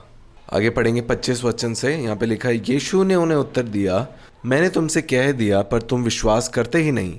जो काम मैं अपने पिता के नाम से करता हूँ वह मेरे गवाह हैं, परंतु तुम इसलिए विश्वास नहीं करते क्योंकि मेरी भेड़ों में से नहीं हो। मेरी भेड़ें मेरा शब्द सुनती हैं, मैं उन्हें जानता हूँ और वे मेरे पीछे पीछे चलती हैं, और मैं उन्हें अनंत जीवन देता हूँ।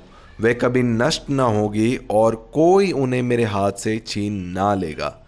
मेरा पिता जिसने उन्हें मुझको दिया है सबसे बड़ा है, और कोई उन्हें पिता के हाथ से छीन नहीं सकता।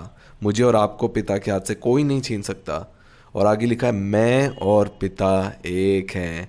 क्या आप देख सकते हैं उस एकता को? कैसे दो जन जो है वो एक हैं। वो एकता उस सोच में है जिसमें मुझे मालूम है कि मैं उसका प्रिय पुत्र हूँ। मैं कभी भी अकेला नहीं हूँ, मेरा पिता है जो हमेशा मेरे साथ है। आपको पता है, जब दाऊद भी लड़ने को गया, वो दाऊद नहीं गया, लेकिन वो एक प्रिय जन जो परमेश्वर जिससे प्रेम करते थे, वो जन जो है गोलियात से लड़ने गया। एक अनाथ पुत्र को लग सकता है कि वो अकेला है और वो लड़ने के लिए अकेला जा रहा है, लेकिन जो उसका प्रिय पुत्र है उसे मालूम है कि उसका पिता उसे कितना प्यार करता है। अगर आज उसके प्रिय पुत्र नौकरी की तलाश करने के लिए जाते हैं तो किसे वो नौकरी मिलेगी? वो उसके प्रिय पुत्र को मिलेगी। आप लोग समझ रहे हैं, जो कैंसर की रिपोर्ट भी है वो उस प्रिय पुत्र के सामने घुटने टेकेगी। जैसे वचन में लिखा है, मैं और मेरा पिता एक हैं। क्योंकि जैसे हम वचन में पढ़ते हैं, गलातियों की पत्री उसका 2 अध्याय 20 वचन में लिखा है कि मैं मसीह के साथ क्रूसित हो चुका हूँ। अब मैं जीवित नहीं हूँ, मसीह है जो मुझ में जीवित है। इसलिए हर एक जो इच्छाएं हैं जो आपके अंदर उत्पन्न होगी, जब आप इस सोच में चलेंगे, तो यीशु मसीह अपनी इच्छाओं को उत्पन्न करेंगे। अब मैं और यीशु मसीह का मन जो है वो एक हो चुका है। आपको मालूम है, जब मैंने निर्णय लिया, जब मैं बॉम्बे में थी, तो मैं खुद से जो है मैं रहना चाहती थी।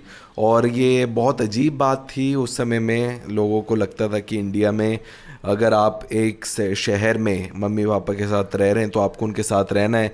लेकिन मैं आत्मनिर्भर बनना चाहती थी, इसलिए मैंने वो निर्णय लिया और मैं अलग से एक जगह में रहने लगी। और जब मैं उस जगह की तलाश कर रही थी, मैंने बहुत सारे घर देखे, अपने लिए ढूंढे, और बीच बीच में मुझे लगता था कि शायद ये परमेश्वर पिता की ओर से नहीं है कि मैं अकेले जाकर रहूं। लेकिन जब मैं ढूंढ रही थी, मुझे एक ऐसा फ्लैट मिला जो एक अच्छी जगह में था, उसका रेंट भी ज़्यादा था। लेकिन उस जगह के लिए मेरी मम्मी ने कहा कि मैं आपसे साल में सिर्फ एक बार मिलने आऊँगी, क्योंकि आपका घर जो है वो 4थे फ्लोर में है, लिफ्ट भी नहीं है। लेकिन जैसे ही मैं उस जगह को फाइनल करने वाली थी, एक और जो जगह जो है मेरे सामने आई। और हमेशा से मेरे मन में ऐसा रहा है कि और हमेशा से मेरे को ये इच्छा रही है कि जब भी मैं किसी जगह में रहने जाऊं तो मुझे एक बाथ टब, एक जकूज़ी की तरह ऐसा कुछ चाहिए था। और मैं अक्सर लोगों को बोलती हूँ कि मैं बहुत हाई मेंटेनेंस हूँ, क्योंकि जो सबसे ऊंचे में है, जो परमेश्वर पिता है, वो हैं जो मुझे मेंटेन कर रहे हैं। और जब मैंने वो जगह देखी, मैंने OLX में, तो मुझे लग रहा था कि उसका जो रेंट है वो बहुत ज़्यादा होने वाला है, ऐसे मन में विचार किया। और एक दिन पहले जब मैं अपने दूसरे वाले घर को फाइनल करने वाली थी, ये जो जगह जो है मेरे सामने आई, और मैंने सोचा कि क्यों ना उसे जाकर एक बारी देख लिया जाए। और जब मैं वहाँ पे गई, मैंने देखा कि जितना जितना वहाँ पे रेंट है, उस हिसाब से जो घर मैं देखने गई, वो सबसे बड़ा जो घर मुझे दिखा वो ये था।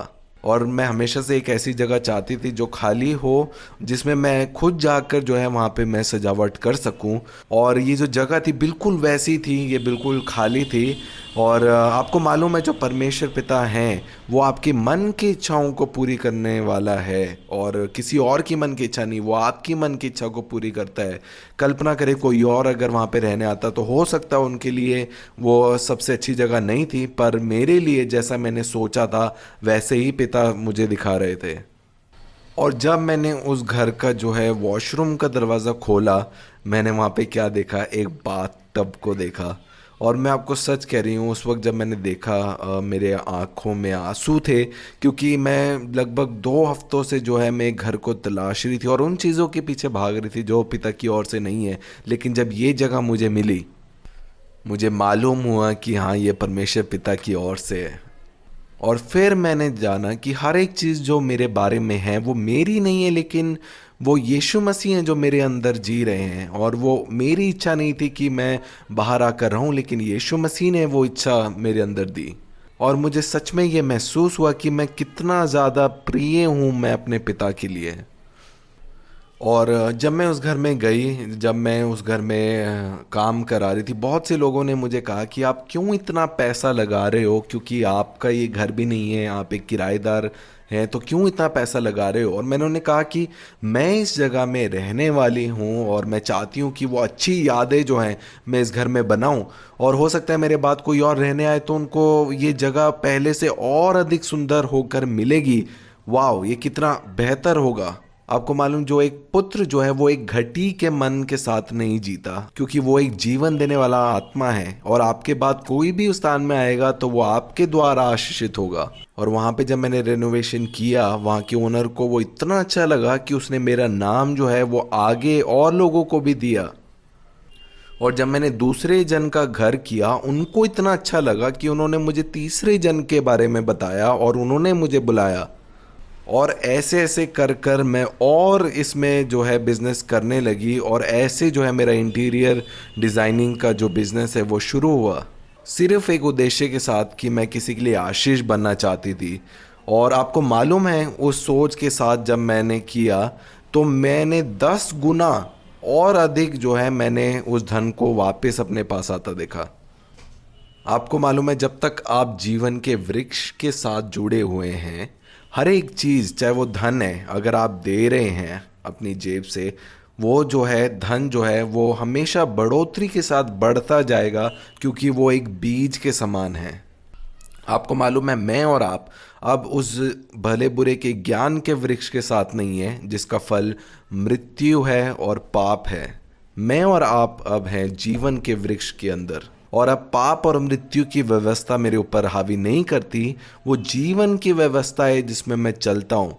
हर एक काम जो पुत्र करता है उसमें वो जीवन को ही देखता है। चाहे आप किसी से बातचीत कर रहे हो या आप कोई काम कर रहे हो, हर एक चीज़ जो एक प्रिय पुत्र करता है उसमें वो देखता है कि एक जीवन की व्यवस्था है जो उसमें काम करती है।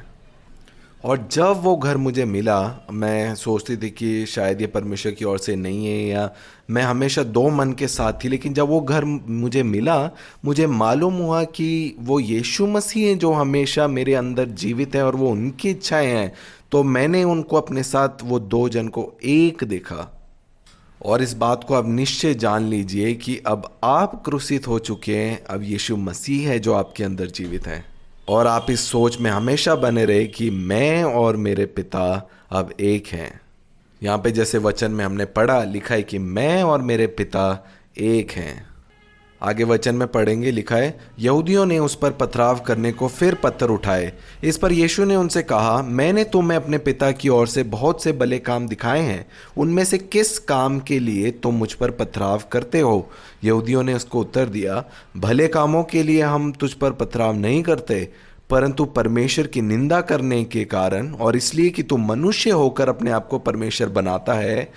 यीशु ने उन्हें उत्तर दिया, क्या तुम्हारी व्यवस्था में नहीं लिखा, मैंने कहा तुम ईश्वर हो? यदि उसने उन्हें ईश्वर कहा जिनके पास परमेश्वर का वचन पहुंचा और पवित्र शास्त्र की बात असत्य नहीं हो सकती, तो जिसे पिता ने पवित्र ठहरा कर जगत में भेजा है, तुम उससे कहते हो तू निंदा करता है? इसलिए कि मैंने कहा मैं परमेश्वर का पुत्र हूं। यदि मैं अपने पिता के काम नहीं करता तो मेरा विश्वास ना करो, परंतु यदि मैं करता हूं तो चाहे मेरा विश्वास ना भी करो, परंतु उन कामों का तो विश्वास करो, ताकि तुम जानो और समझो कि पिता मुझ में है और मैं पिता में हूं। देखिए कैसे वचन कहता है कि यीशु मसीह कहते हैं कि पिता मुझ में है और मैं पिता में हूं। मैं और आप विश्राम में रह सकते हैं ये जानकर कि मैं और पिता एक हैं। आगे हम पढ़ेंगे यूहन्ना का सुसमाचार उसका 11 अध्याय 40 वचन में लिखा है, यीशु ने उससे कहा, क्या मैंने तुझसे नहीं कहा था कि यदि तू विश्वास करेगी तो परमेश्वर की महिमा को देखेगी। तब उन्होंने उस पत्थर को हटाया। यहाँ पे हम देखते हैं वचन में इस बारे में लिखा है, जब यीशु मसीह लाजर की कब्र के सामने थे और मार्था और मरियम भी उस जगह में थे, लेकिन वो लोग विश्वास नहीं करते थे। आपको पता है ज़रूरी नहीं है अगर पूरा संसार किसी चीज़ को कर रहा है तो वो सही है। वहाँ पे सब लोग रो रहे थे, लेकिन यीशु मसीह को वो पसंद नहीं आया। वो चाहते थे कि लोग विश्राम में रहे। और यीशु मसीह ने आगे क्या किया, और यहाँ पे अब वचन में देखेंगे कि किसी मुर्दे जन को भी जीवन में लेके आने के लिए वो रिश्ता है जो यीशु मसीह पहले अब बात करते हैं। और यहाँ लिखा है, यीशु ने आंखें उठाकर कहा, हे पिता, मैं तेरा धन्यवाद करता हूँ कि तूने मेरी सुन ली है। मैं जानता था कि तू सदा मेरी सुनता है। किसकी जो प्रार्थनाएं हैं वो हमेशा जो है सुनी जाती है? वो पुत्र की, उस पुत्र की जो जानता है कि वो उसका प्रिय पुत्र है। और वहां पे आगे लिखा है कि परंतु जो भीड़ आसपास खड़ी थी उनके कारण मैंने ये कहा, जिससे कि विश्वास करे कि तूने मुझे भेजा है। बड़े शब्द से कहा, हे लाजर निकल आ। आपको पता है वो पुनरुत्थान का जीवन, वो लाजर में बोलने से पहले यीशु मसीह जानते थे कि पिता और वो एक हैं। आगे पढ़ेंगे यूहन्ना का सुसमाचार 12 अध्याय 49 वचन। यहाँ पे लिखा है, क्योंकि मैंने अपनी ओर से बातें नहीं की, परंतु पिता जिसने मुझे भेजा है उसी ने मुझे आज्ञा दी है कि क्या क्या कहूँ और क्या क्या बोलूँ। यहाँ पे भी देखते हैं हम कैसे पिता और यीशु मसीह के रिश्ते के बारे में, कैसे वो दोनों एक हैं। आगे पढ़ेंगे यूहन्ना का सुसमाचार 13 अध्याय 3 वचन। यहाँ पे लिखा है, यीशु ने ये जानकर कि पिता ने सब कुछ मेरे हाथ में कर दिया है और मैं परमेश्वर के पास से आया हूँ और परमेश्वर के पास जाता हूँ, भोजन पर से उठकर अपने कमर कपड़े उतारे और अंगोछा लेकर अपनी कमर बांधी। तब बर्तन में पानी भरकर चेलों के पाँव धोने और जिसे अंगोछे से उसकी कमर बांधी थी उसी से पोंछने लगा। आपको मालूम है वो पुत्र सेवा कर सकता है जो जानता है कि वो और पिता एक हैं और पिता हमेशा उसके साथ है। और जब आप इस सोच में परिपुक्त हैं, जब आप इस सोच में एकदम शांत हैं, तब आप जाकर दूसरे लोगों की सेवा कर पाएंगे। आगे पढ़ेंगे यूहन्ना का सुसमाचार 14 अध्याय 7 वचन। यदि तुमने मुझे जाना होता तो मेरे पिता को भी जानते और अब उसे जानते हो और उसे देखा भी है।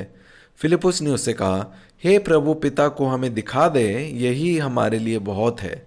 यीशु ने उससे कहा, हे फिलिपुस, मैं इतनी दिन से तुम्हारे साथ हूँ और क्या तू मुझे नहीं जानता? जिसने मुझे देखा है उसने पिता को देखा है। तो क्यों कहता है कि पिता को हमें दिखा? क्या तू विश्वास नहीं करता कि मैं पिता में हूँ और पिता मुझ में है? ये बातें जो मैं कहता हूँ अपनी ओर से नहीं कहता, परंतु पिता मुझ में रहकर अपने काम करता है। मेरा विश्वास करो कि मैं पिता में हूँ और पिता मुझ में है। आपको पता है यीशु मसीह अकेले नहीं थे और मैं और आप भी कभी अकेले नहीं हैं। मैं और आप अनाथ नहीं है, लेकिन मैं और आप उस पितापन में हैं और मेरा और आपका काम यही है कि उस सोच में, उस समझ में मुझे जीना है। और आगे लिखा है 12 वचन में, मैं तुमसे सच सच कहता हूँ कि जो मुझ पर विश्वास रखता है ये काम जो मैं करता हूँ वह भी करेगा, वरन इनसे भी बड़े काम करेगा, क्योंकि मैं पिता के पास जाता हूँ। जो कुछ तुम मेरे नाम से मांगोगे वही मैं करूँगा, कि पुत्र के द्वारा पिता की महिमा हो। यदि तुम मुझसे मेरे नाम से कुछ मांगोगे तो मैं उसे करूँगा। आगे हम देखते हैं पवित्र आत्मा के विषय में यीशु मसीह ने जो कहा 18 वचन से। इसमें लिखा है, मैं तुम्हें अनाथ नहीं छोड़ूंगा, मैं तुम्हारे पास आता हूँ। आपको पता है यहाँ पे यीशु मसीह उन लोगों से बात कर रहे हैं, ऐसे हृदय जो सोचते हैं कि हम अनाथ हैं और कई बार आप लोगों को लग सकता है कि आप अनाथ हैं। मैंने बहुत से लोगों को ऐसे कहते हुए देखा है कि मैं अकेला हूँ, मैं अकेली हूँ, और मुझे तो मतलब ही नहीं पता उसका वो क्या बोलते हैं। क्योंकि अगर आप अपने आप को अकेला देखते हैं तो आप अपने आप को शरीर में देख रहे हैं। मैं और आप कभी भी अकेले नहीं हैं। पिता हमेशा हमारे साथ है, और यही सत्य जो है हमें उस विश्राम के स्थान में लेके आता है। आगे पढ़ेंगे। 19 वचन में लिखा है, और थोड़ी देर रह गई है कि मैं फिर संसार मुझे ना देखेगा, परंतु तुम मुझे देखोगे, इसलिए कि मैं जीवित हूँ, तुम भी जीवित रहोगे। उस दिन तुम जानोगे कि मैं अपने पिता में हूँ और तुम मुझ में और मैं तुम में। जिसके पास मेरी आज्ञाएं हैं और वह उन्हें मानते हैं, वही मुझसे प्रेम रखता है, और जो मुझसे प्रेम रखते हैं उससे मेरा पिता प्रेम रखेगा, और मैं उससे प्रेम रखूंगा और अपने आप को उस पर प्रकट करूंगा। और आगे एक जगह वचन में पढ़ते हैं कि हम आएंगे और एक घर आपके साथ बनाएंगे। आपको मालूम है, जब हम रात को भी सुने जाते हैं, पिता और यीशु मसीह मुझ में एक हैं। आगे पढ़ेंगे। यूहन्ना का सुसमाचार 15 अध्याय। जैसे पिता ने मुझसे प्रेम रखा, वैसे ही मैंने तुमसे प्रेम रखा, मेरा प्रेम में बने रहो। आगे 23 वचन में लिखा है, जो मुझसे बैर रखता है वह मेरे पिता से भी बैर रखता है। क्या आप लोगों से कोई बैर रखता है तो वो पिता से भी बैर रखता है। जो आपसे प्रेम रखते हैं वो पिता से भी प्रेम रखते हैं। इसलिए मैं कहती हूँ कि जो आपको आशीष देता है वो आशीषित है, और जो आपको श्राप देता है वो ही श्रापित है। आगे हम नीचे आएंगे, 26 वचन को पढ़ेंगे। परंतु जब वह सहायक आएगा, जिसे मैं तुम्हारे पास पिता की ओर से भेजूंगा, अर्थात सत्य का आत्मा जो पिता की ओर से निकलता है, तो वह मेरी गवाही देगा, और तुम भी मेरे गवाह हो, क्योंकि तुम आरंभ से मेरे साथ रहे हो। और जैसे हमने वचन में पढ़ा कि यीशु मसीह कहते हैं कि जो कुछ तुम पिता से मांगोगे उस वक्त पिता तुम्हें देंगे, क्योंकि तुमने मेरे नाम पे विश्वास रखा। मैंने एक सपना देखा जिसमें मैंने एक बारी देखा कि पिता कह रहे हैं कि मेरा सबसे बड़ा जो घमंड की बात है वो यही है कि मैं आप सब लोगों का पिता हूँ। मेरे इतने सारे जो प्रिय पुत्र हैं, लेकिन उन सब प्रिय पुत्रों का मैं एक लौता पिता हूँ। और वो चाहता है कि वो हर एक जन जो उसके नाम पे विश्वास करते हैं उन सभी का वो व्यक्तिगत पिता बने। आगे यूहन्ना का सुसमाचार उसका 17 अध्याय, इसके 23 वचन को पढ़ेंगे, जिसके आखिरी में लिखा है कि और जैसे तूने मुझसे प्रेम रखा वैसे ही उनसे प्रेम रखा। वो एकता के बारे में बताता है। और आगे पढ़ेंगे मत्ती का सुसमाचार उसका 27 अध्याय उसका 45 वचन। दोपहर से लेकर तीसरे पहर तक उस सारे देश में अंधेरा छाया रहा। तीसरे पहर के निकट यीशु ने बड़े शब्द से पुकार कर कहा, एली एली लमा शब्दकनी, अर्थात हे मेरे परमेश्वर, तूने मुझे क्यों छोड़ दिया। और यह वाक्य सिर्फ क्रूस पे यीशु ने कहा, क्योंकि वो सारे मानव जाति के जो पाप हैं, मेरे और आपके जो पाप हैं, उन सभी को लेकर यीशु मसीह जो है उन पाप के साथ एक हो गया। केवल ये एक स्थान था जहाँ पे क्रूस के ऊपर यीशु मसीह ने वहाँ पे परमेश्वर कहा। इससे पहले हर जगह यीशु मसीह ने परमेश्वर को पिता कर कर कहा है। और वो इसीलिए था कि जो स्थान मेरा था वो यीशु मसीह ने ले लिया, ताकि मैं अब उसे पिता कर कर कह सकूं। और वो परमेश्वर के साथ एकता यही है कि मैं सोच में जीऊं कि मैं और पिता हमेशा एक हैं। वो इस सोच के साथ जीना है जिसमें मुझे मालूम है कि मैं मसीह के साथ क्रूस पे चढ़ाया गया हूँ। वो उस सोच के साथ जीना है जिसमें मुझे पता है कि मैं और पिता हमेशा एक हैं। और मैं चाहती हूँ कि क्या कायरा जो है वो आगे आ सकती है। मैं कुछ उदाहरण देकर आज का संदेश अंत करना चाहती हूँ। और मैं आप सभी को उत्साहित करना चाहती हूँ कि आप इस सोच में हमेशा चलें कि आप एक पितापन में हैं। हमेशा जाने कि आप अनाथ नहीं हैं, आप अकेले नहीं हैं, पिता आपके साथ हैं। क्योंकि यीशु मसीह के जीवन से भी देखते हैं, यीशु मसीह को हमेशा मालूम था कि यीशु मसीह अकेले नहीं हैं, वो एक पितापन में हैं। और जैसे आपने बच्चे को देखा कि कैसे जब इनको मैं गोद में उठाई हुई हूँ और इनको गले लगाया हुआ है, उसी रीति से पिता हमें देखता है और वो घोषणा करते हैं कि मेरे बेटे, तुम अकेले नहीं हो। अपने जीवन के हर क्षेत्र में आप उस पितापन में हैं। और यीशु मसीह जो है इस संसार में आए एक बाहरी रूप लेकर, ताकि जब यीशु मसीह क्रूस पे जाकर उस मृत्यु से जयवंत होकर जी उठे, तब अब वो बाहरी रूप में नहीं लेकिन अब वो मेरे और आपके अंदर जीवित है। पुराने नियम में हम देखते हैं कि कैसे परमेश्वर जो है मनुष्य के साथ एक बाहरी रूप से एक रिश्ते में थे, लेकिन अब वो रिश्ता बाहरी रूप से नहीं है लेकिन एक आंतरिक, एक आध्यात्मिक रिश्ते में हम लोग जुड़ चुके हैं। और अभी भी इस संसार में कई बारी अलगताई हम लोग महसूस कर सकते हैं, हम सोच सकते हैं हम अनाथ हैं, लेकिन वो केवल और केवल आपकी सोच और आपके विचार में है। लेकिन सत्य यही है कि परमेश्वर पिता आज भी हमें देखकर ये बात को कहते हैं कि तुम मेरे प्रिय पुत्र हो जिससे मैं अत्यंत प्रसन्न हूँ। हमेशा याद रखिए, हर एक समस्या जो आपके पास आ रही है वो एक जन के पास नहीं आ रही, लेकिन वो दो जन हैं जो एक हैं, वो पिता और पुत्र। और हर एक समस्या जो है वो प्रिय पुत्र के सामने घुटने टेकती है। और इस स्वर्ग राज्य में आप अपने आप को बड़े अधिकार के साथ, एक सामर्थ्य के साथ चलता हुआ देखेंगे, लेकिन सबसे पहले आपको इस सोच में, इस समझ में जागना है कि आप उसके प्रिय पुत्र हैं, कि अब आप अनाथ नहीं हैं, आप अकेले नहीं हैं, लेकिन आप उस पितापन में चलते हैं। आइए हम क्यों ना प्रार्थना करेंगे और आज की मीटिंग को हम लोग समाप्त करेंगे। और मेरा विश्वास है पवित्र आत्मा ने आप सबको उत्साहित किया है और उस स्थान में बने रहने के लिए पवित्र आत्मा आपकी मदद करेंगे जो स्थान उसके प्रिय पुत्र का है। आप लोग मेरे पीछे बोल सकते हैं, पिता मैं धन्यवाद करता हूँ क्योंकि मैं आपका प्रिय पुत्र हूँ। यीशु मसीह आप मेरे महायाजक हैं और मैं धन्यवाद की भेंट आपको चढ़ाता हूँ उन प्रकाशनों के लिए आज जो मेरे आत्मिक जीवन में आई हैं। आप सब लोग जहाँ पे वचन को सुन रहे हैं, आप लोग धन्यवाद कर सकते हैं ये जानकर कि आप अकेले नहीं हैं। परमेश्वर पिता आपसे बहुत प्रेम करते हैं। For us. O rahadaria rarabaka shivriya dararaba steria rarabaka sholororoba vahadaria raraba steria rarakatulororoba. I just thank you that right now just release all this life out of you. Any lying symptoms in your body, all of it just bows down to it. It just gets repelled right now in the name of Jesus. I just thank you for this life. All skin rashes, everything disappears to your name. In Jesus' name, amen. You know, I really believe like it's by hearing the word that people get set free in beloved. That's how we have the cancer reports and these testimonies, okay? Hear the word. Just keep hearing, go back, live with the sense knowing that you're loved. Okay? Amen.